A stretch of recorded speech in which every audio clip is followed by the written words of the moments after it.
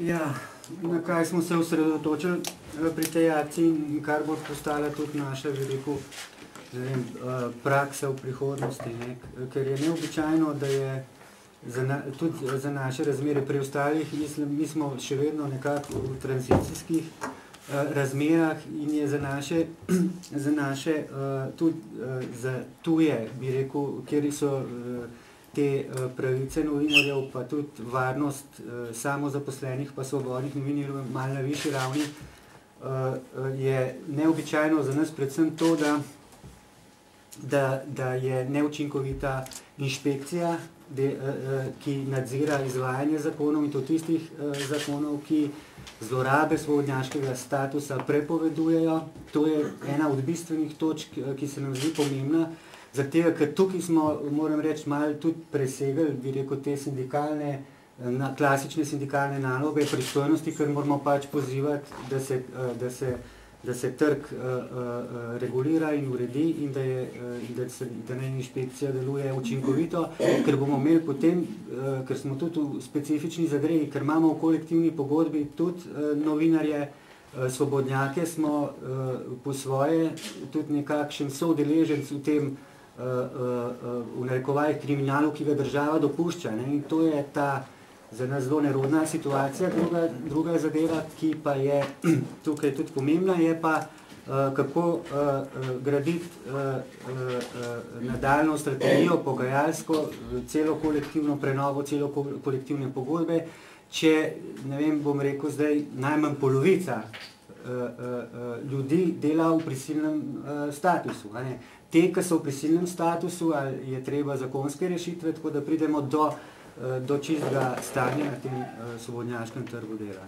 V radijskih in televizijskih postajah vseh slovenskih skupaj registriranih 127, kar 27 nima niti enega redno zaposlenega človeka in da polovica jih zaposluje samo menedžerje. Tako da več kot očitno je ta zaposlovalna politika velik problem. Bi pa samo še rekla, da ob tem dnevu kljub vsemu opozarjamo pa ne samo na to vprašanje oziroma to področje, ampak tudi na veliko problematiko kršitev avtorskih pravic novinarjev, neustreznih plačil za rabe avtorskih del, zlorabe oziroma nezakonite rabe avtorskih del v storitvah kliping agencij in strani njihovih uporabnikov, med katerimi je pa absolutno največji kar Republika Slovenija z vsemi svojimi uradi in institucijami. To je še eno področje, na katerega smo pač želeli posebej opozoriti, tudi zato, ker ga predlagamo ureditev v kolektivni pogodbi in mislimo, da bi lahko tam se marsikaj rešilo, če bi bila pripravljenost na to. Republika Slovenija je tudi največji kršitelj kot ustanovitelj RTV Slovenije, ker ne spoštujejo niti ugotovitev Računskega sodišča, ki jih je dalo za poslovanje v letu 2004. Demonstracijski učink je jasen na zasebne medije.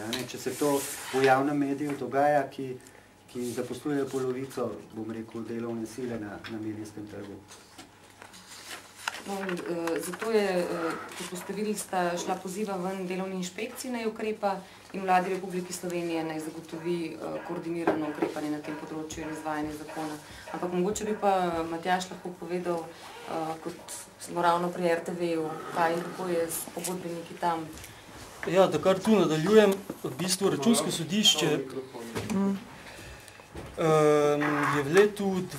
je za leto 2004 ugotovilo, pregledali so 305 pogodb in ugotovili, da jih v 50,8% v bistvu, da gre za izogibanje sklepanju delovnih razmerij, torej da so se sklepale pogodbe civilnega prava, kljub temu, da bi ti ljudje v bistvu dejansko morali biti zaposleni. Posledica tega je v bistvu negotov socialni status novinarjev, ki delajo v javnem zavodu. Stvar je še toliko bolj bistvena oziroma pomembna, ker v bistvu gre za javni zavod, ne za neko zasebno medijsko podjetje. V bistvu kakšne posledice negotovega socialnega statusa pa prej ali slej začnejo vplivati tudi na delo novinarjev. Zdaj v bistvu RTV Slovenija poleg 2000 zaposlenih za njo dela cirka 600 pogodbenikov. Zanimivo je, da so v tednu med 24. in 31. majem pogodbeni sodelavci v Desku pokrili skoraj 75% vseh turnusov. Na Valu 202 so ustvarili kar 86% govornega dela, torej rednega programa.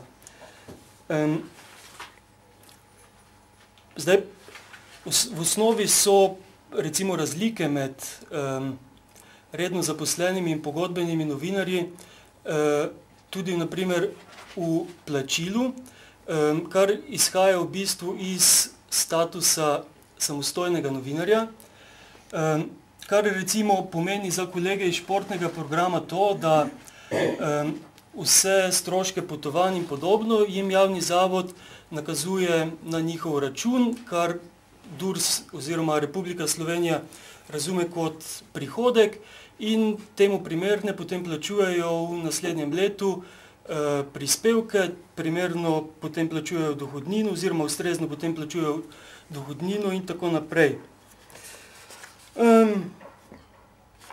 Bistveno je to, da večina tistih, ki imamo z javnim zavodom sklenjeno pogodbo, kot v naslovu piše, o novinarskem delu, da ta pogodba vsebuje vse sestavine pogodbe o sklenitvi delovnega razmerja za določen čas,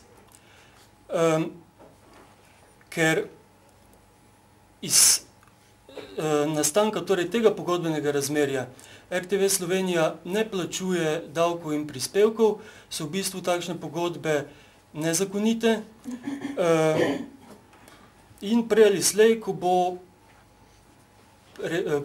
bo izrečena prva sodba, ki bo to potrdila, bo to pomenilo, da bo vse te ljudi potrebno zaposliti.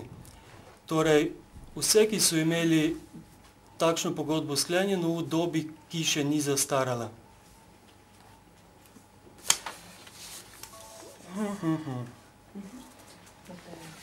Ja, zanimivo je še na primer to, da pred kratkim je pokazala ena kolegica z radija, ki v bistvu neprestano dela svojo pogodbo in mislim, da je bil znesek tam nekje okrog 700 evrov.